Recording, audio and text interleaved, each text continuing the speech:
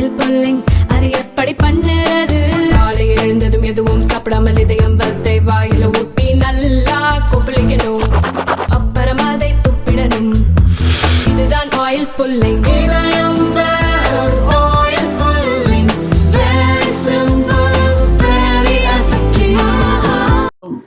முன்னோடி மாநிலமாக, முதல் மாநிலமாக, தலை சிறந்த மாநிலமாக மாண்புமிகு முதலமைச்சர் தளபதியார் அவர்கள் இன்றைக்கு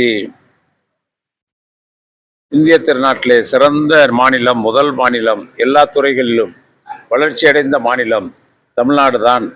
அது தமிழ்நாட்டினுடைய முதலமைச்சர் தளபதியார் தான் அந்த சிறப்பை இன்றைக்கு எட்டியிருக்கிறார் என்ற செய்தி இனிப்பான செய்தியாக மக்கள் மத்தியிலே இருக்கிறது. ஆக தமிழ்நாட்டில் இருக்கின்ற அனைத்து துறைகளிலும் அரசு கொடுக்கக்கூடிய திட்டங்கள் எல்லாம் மிக சிறப்பாக கொண்டு போய் சேர்க்கப்பட்டு எல்லா மக்களும் மகிழ்ச்சியாக இருக்கிறார்கள். வேற என்ன சார், இப்ப இன்னைக்கு தேர்தல் ஆணையம் சொல்லிட்டு கட்சிகளுடைய உட்கட்சி விவகாரங்கள்ல தேர்தல் ஆணையமும் விசாரிக்கலாம் அப்படின்னு சொல்லி அதிமுக தொடர்பான வழக்கு தீர்ப்பு வந்திருக்கு. எப்படி எங்களுக்கு அதை பற்றி கவலை இல்லை, தேர்தல் ஆணையத்தை பற்றி கவலை இல்லை, தேர்தலை பற்றி கவலை இல்லை. எங்கள் முதலமைச்சரை பொறுத்தளவில் அவர் செய்திருக்கின்ற நல்ல காரியங்கள் கடந்த 4 ஆண்டு காலத்தில் இன்னும் 40 வருஷத்திற்கு தமிழ்நாட்டில் திராவிட முன்னேற்ற கழக ஆட்சி தான் தொடரும். சார், இப்ப பாத்தீங்கன்னா அதிமுக வந்து செங்கோட்டையில் ஒரு பக்கத்து தலைமையிலான ஒரு தனியாக ஒரு கூட்டம் நடத்துறாங்க. இபிஎஸ் தலைமையில ஒரு கூட்டம் நடக்கும். எப்படி சார் பாக்குறீங்க? என்னை பொறுத்தளவில் அதிமுக ஈரோடு இடைத்தேர்தலில் நிற்பதற்கு அவர்களுக்கு ஆர்வமில்லை என்று சொல்ல மாட்டேன். அவர்கள் நிற்பதற்கு ஒதுங்கி கொண்டார்கள். தேர்தலை பார்த்து எப்பயுமே வெற்றி தோல்வி என்பது சகஜம். ஒரு பெரிய பிரதான கட்சிகள் தேர்தலிலிருந்து ஒதுங்குவது என்பது அந்த கட்சி இயக்கம் போய்விட்டது என்றுதான் அர்த்தம். என்னை பொறுத்தளவில் அதிமுக இனிமேல் இருக்குமா இல்லையா, இருக்கிறதுக்கு வாய்ப்பில்லை. வர்ற தேர்தலை பொறுத்தவரை நிச்சயம் இல்லை. நிச்சயமாக தமிழ்நாட்டில் திராவிட மாடல் ஆட்சி நடத்தி கொண்டிருக்கின்ற தளபதியார் அவர்கள் வருகிற 26ஆம் ஆண்டு தேர்தலில் அவர்தான் முதலமைச்சராக வருவார் என்று அனைத்து அறிஞர்களும் மக்களும் இன்றைக்கு பேசி கொண்டிருக்கிறார்கள்.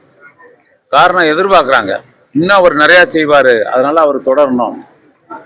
முதலமைச்சர் தளபதியார் தான் தமிழ்நாட்டில் ஆட்சியை தொடர வேண்டும் என்ற எண்ணம் மக்கள் மத்தியில் மிக ஆழமாக உள்மனதில் பதிந்திருக்கிறது.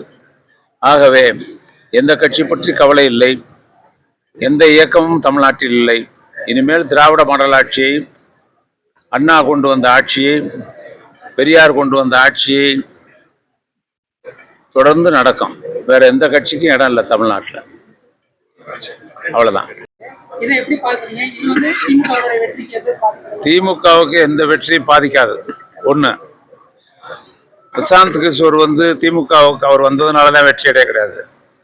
மக்கள் வாக்களித்தார்கள். திமுகவின் மீது நம்பிக்கை வைத்து, நம்முடைய கழகத் தலைவர் தளபதியார் மீது நம்பிக்கை வைத்து வாக்களித்தார்கள் போன தேர்தலில். இப்போ அந்த நம்பிக்கை என்பது, அவர் மேலே இருக்கக்கூடிய ஆசை என்பது பல மடங்கு அதிகமாக வளர்ந்திருக்கிறது. தேர்தல் முடிவை பாருங்க, 91,000 வாக்கு வித்தியாசம். எங்க 75% வாக்குகளுக்கு மேல் திராவிட முன்னேற்ற கழகம் பெற்றிருக்கிறது. வர்ற தேர்தலில் 200 தொகுதின்னு சொல்றாங்க.